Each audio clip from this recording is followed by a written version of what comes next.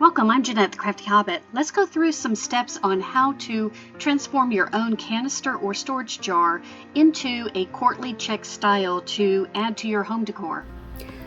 I start by sealing off the top with a press and seal so that when you paint it, you don't have any of your paint dripping down and trying to clean up from the inside. But once you set that down, you're going to put your base coat on. I always use white when I'm painting on top of clear because it's much easier to put your black on top of that than do black and then try to put white on top of black. So white base coat, and then you're going to measure out all the way around how you want your squares to lay out. If you're dealing with a round piece, you need to make sure that your count is even so that when you come around each side, you're going to end up with black, white, black, white, black, white, like that.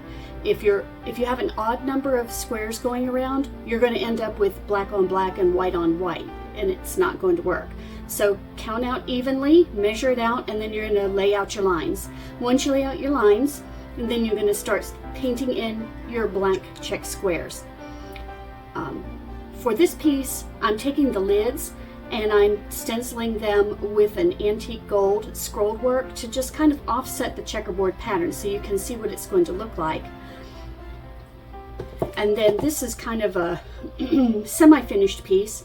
And you can see how it's already starting to come together. So we're going to come back through and we're going to trim out the checkerboard pattern with your gold, and then we're going to go back and fill in the places where we feel that we need to kind of bring a more solid color and make it pop.